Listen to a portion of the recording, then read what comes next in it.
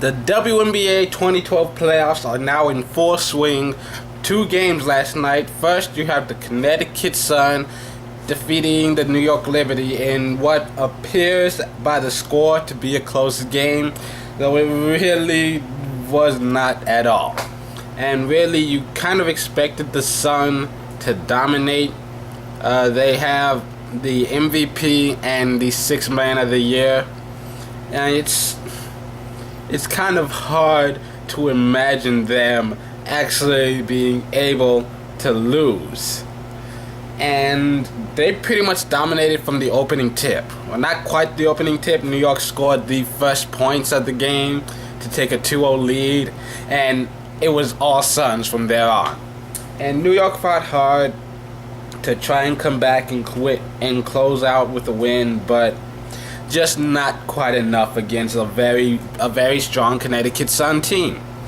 And then you have the Sparks at the Silver Stars, back and forth affair through the first quarter. After that, it seemed like the Stars were pretty much dominating through the second and third quarter.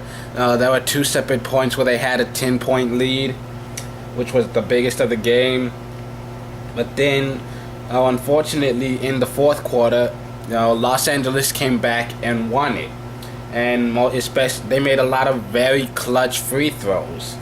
And you can say whatever you want about San Antonio not missing their shots, getting out of rhythm, just giving the game away. But I think you have to give credit to Los Angeles. They played hard. They took the game back. And you've got to respect all of these teams. They're fighting hard. And with New York, I pretty much expected them to get swept. San Antonio, I'm hoping that they can win the next game and make it a series.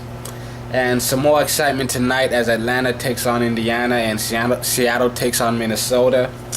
And while I think we pretty much expect Minnesota to win, I don't think anyone would really be shocked to see Seattle with an upset win, just because it is Seattle. They did win a championship quite recently. Lauren Jackson and Sue Bird, arguably 2 of the best ever to play the game.